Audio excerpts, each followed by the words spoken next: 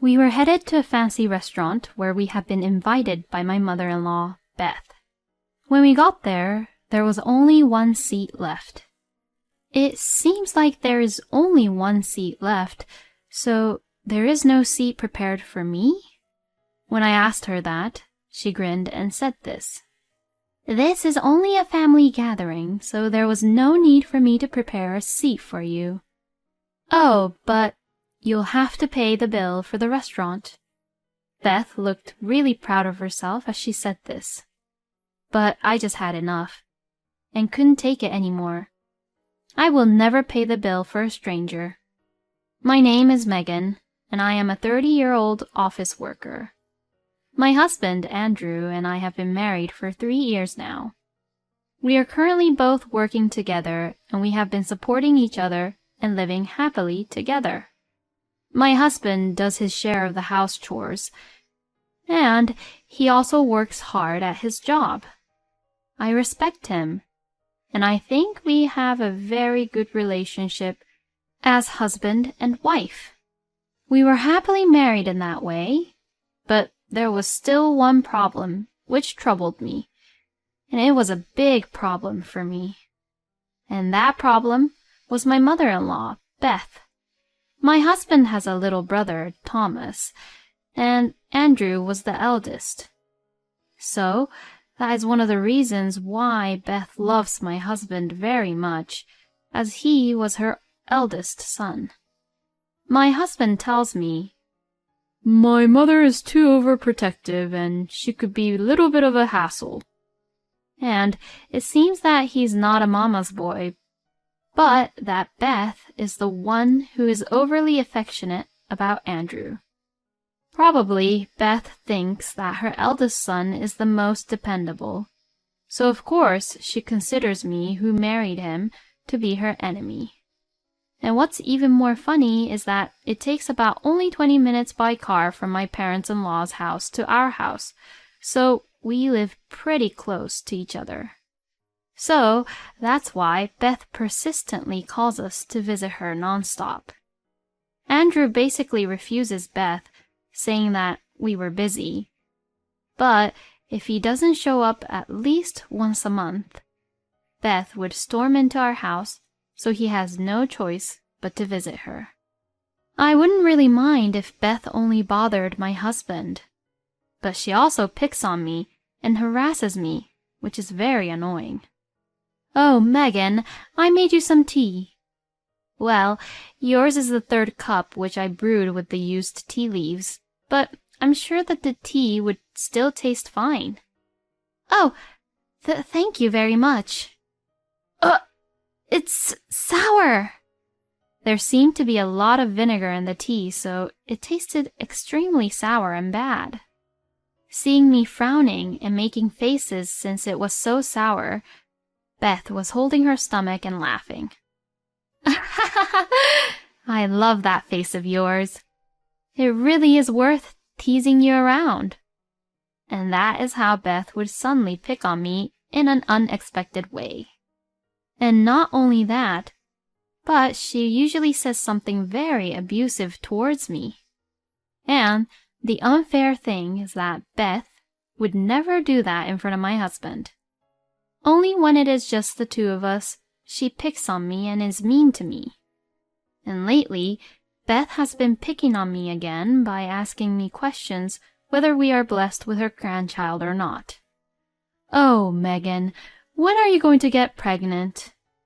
"Well, Andrew and I are both still working, so we're not really in a hurry about it.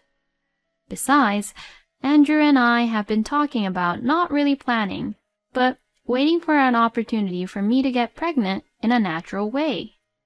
"Well, it seems like that natural timing hasn't come at all. You are infertile, aren't you?" "Excuse me?" "Of course, you must be infertile. I really do feel sorry for Andrew for marrying a wife like you." Beth would say those horrible abusive words to me, as if it was a normal thing to do. Why should I be the one being told this by Beth? First of all, it's not right that she sees me as her enemy just because I married her eldest son. And it's also not right that she is directly attacking me verbally with these terrible abusive words. I was honestly overwhelmed by Beth being like this and attacking me like this. I thought about talking to Andrew about it, but he had just been promoted at his work at the time and was quite busy with work. So, because of that, I didn't want to cause him any unnecessary troubles. I should take care of this by myself. Since thinking that, I then tried various things. I tried praising Beth, and on the contrary, I also tried arguing back to her about her bullying me. But none of them worked at all, because they only made Beth even more annoying than before. Then, I had heard that Andrew's little brother Thomas was getting married. While I congratulated Thomas and his wife-to-be about their marriage, I felt a little bad for Thomas's partner, Kimberly. I'm completely sure that Kimberly would be in trouble if she finds out that her mother-in-law was such an insane, jealous old woman. Afterwards, Thomas got married successfully to Kimberly, who is now his wife, and had a huge wedding ceremony. Kimberly was very beautiful in her wedding dress, and she actually used to be a model. She had a great shape, and seeing her in her beautiful wedding dress, I thought that she was going to be photographed for a wedding magazine. Then came the first New Year's after Thomas and Kimberly got married. At my parents-in-law's house, relatives gather for a dinner party on New Year's Eve. I was sure that Kimberly would be ordered around by Beth to help out around the dinner party. If she looks like she's having a hard time, then I should be there to support her. That's what I thought to myself, but I was surprised to see what had happened on the New Year's Eve. "Oh, Kimberly! Let's have a drink over there." "All right, Beth." To my surprise, Beth didn't order around Kimberly to help prepare for the dinner party at all, and just treated her nicely. "Oh, Kimberly, you're a very nice and lovely girl, and I'm just so proud of you. She's so different from my eldest son's wife, who does everything wrong when I ask her to do something for me. Having Kimberly here is enough. I don't need any other wife other than her." That's what Beth would say to all our relatives. I was filled with anger and embarrassment. It seems that Beth thought that she could be the center of attention just by being with Kimberly, who was a model, and everyone would be around her. So that's why Beth seems to like Kimberly more. On the other hand, Beth would still pick on me whenever we are alone in the kitchen. "You really are an inconsiderate person, aren't you? If someone has an empty glass, go pour a glass of beer right away. Compared to Kimberly, you're not beautiful, and the only thing you're good at is doing your best at house chores. You're a woman who is infertile and who can't even get pregnant. So just hurry up and do the chores." Beth treated me like that, and in this way, I saw a huge gap between how I was being treated and how Kimberly was being treated by Beth. I think it's amazing that she can change her attitude so blatantly. I tried not to provoke Beth any further and returned to the dining hall after listening to her accordingly. While I was eating at a table away from Beth, some of the relatives who were sitting nearby encouraged me. Beth is a person who would take things for advantage. I mean, she changes her attitude so blatantly. "You really are having a hard time, huh? Now that Beth's in a good mood from the drinks, you should also enjoy the food and drinks while she's being like that." "Thank you." Since some of the relatives are kind to me in this way, I have managed to endure the crappy treatment from Beth. But then, something unbearable happened. One day, my husband received a phone call from Beth. "What? Dad's 60th birthday celebration?" Yes. We were planning to all get together as a family and celebrate his birthday. Of course you will come, right? "Yeah, I will." Could you also ask Megan for her to come to the celebration too? Sure, I'll ask if she can make it or not.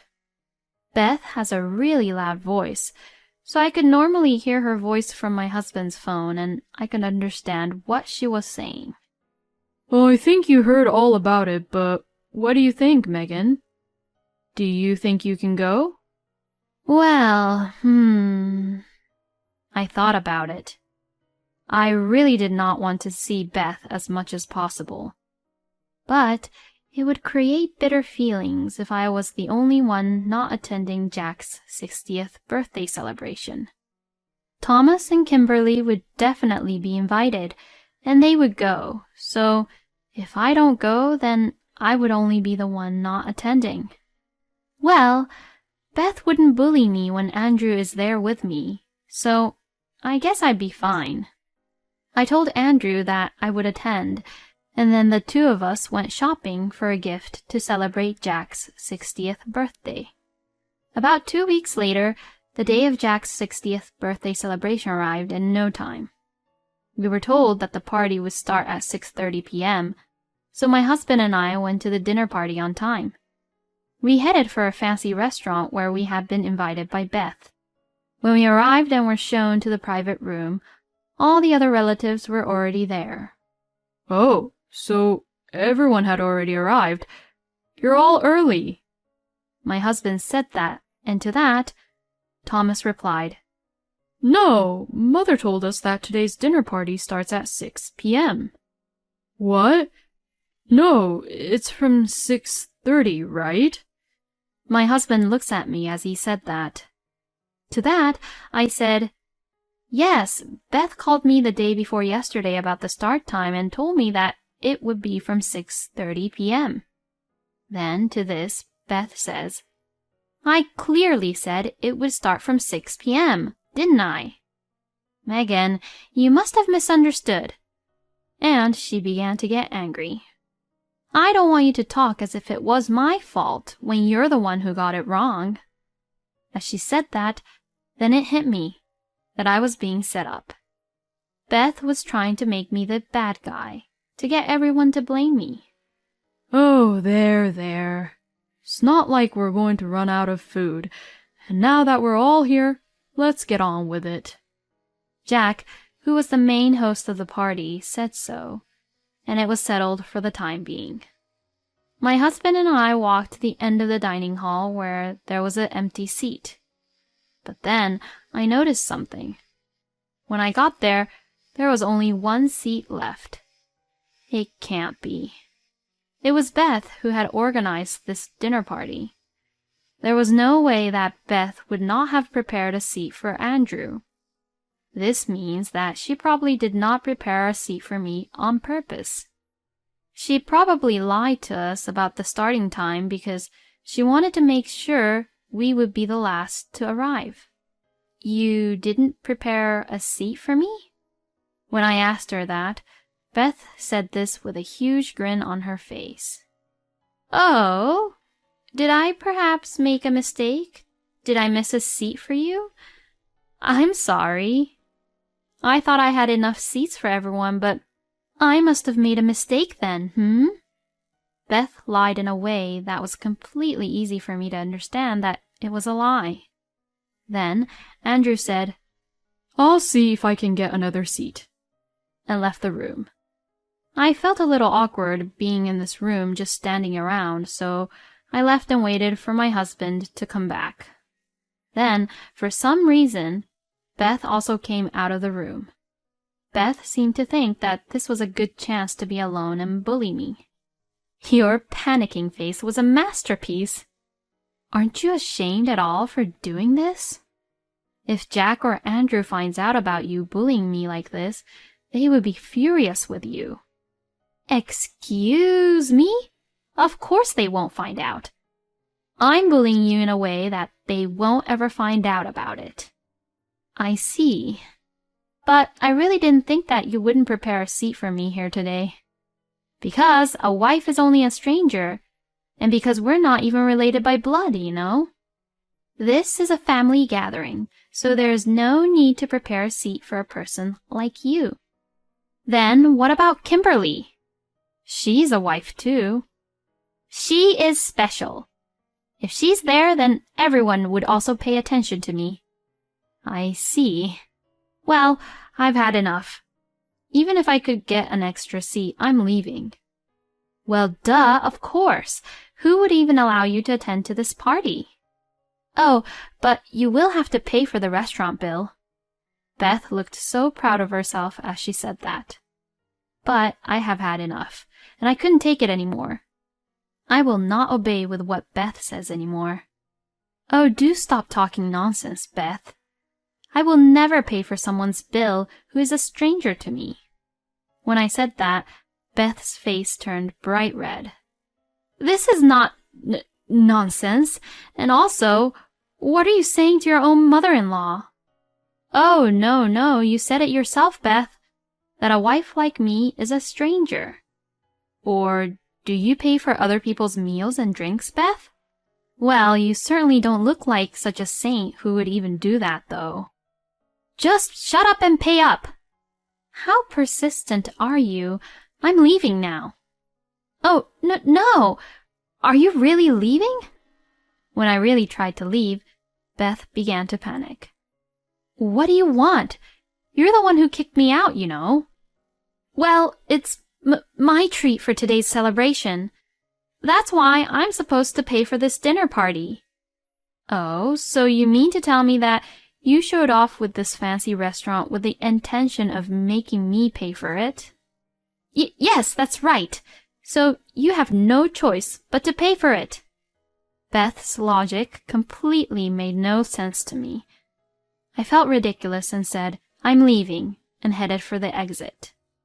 Beth was screaming at me, but I ignored her and left the restaurant. About 5 minutes later, I received a phone call from Andrew. Megan, where did you go? Mom said that you left on your own. I really can't stand it anymore.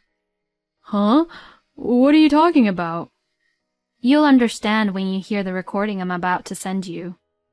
I hung up the phone and sent my husband the conversation with Beth that I secretly recorded earlier. I had actually decided to handle the situation myself without consulting Andrew about it, so I made sure to start the recording app whenever I was alone with Beth. A little while after I sent the recording, Andrew sent me a message saying, "Leave it to me." Since Andrew said that, I left him to it, and I went on home. Half an hour later, Andrew called me to tell me that he had kicked Beth out of the party and that I should go over to the party. So I did as I was told and went back to the restaurant.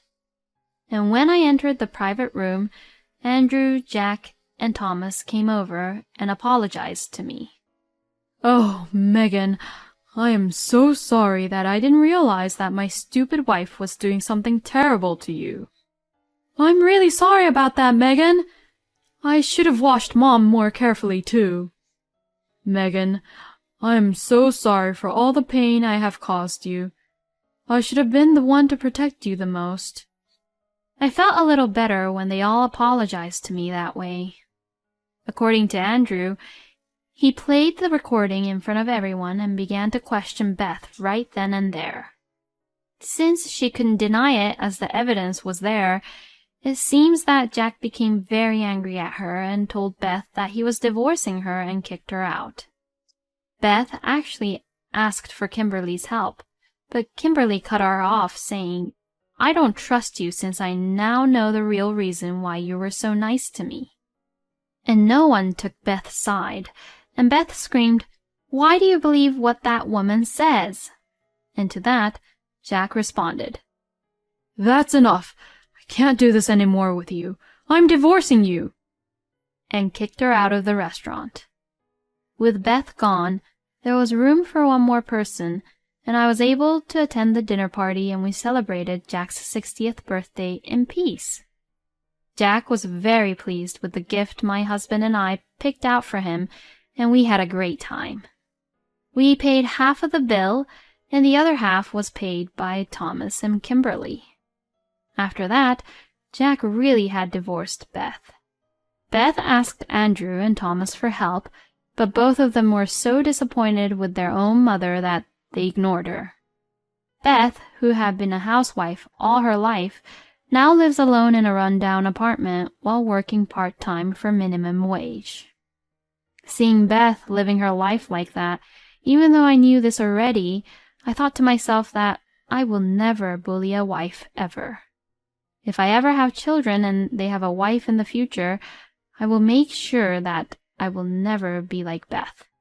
For now, I will enjoy our peaceful married life as much as I can. It is unbelievable of Beth to try to get her own daughter-in-law to pay for the restaurant without preparing a seat for her. I was just really appalled at Beth's bullying and how she treated Megan.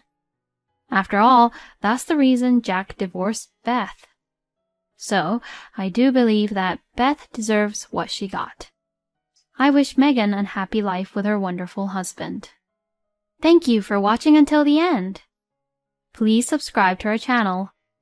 We hope to see you in our next video.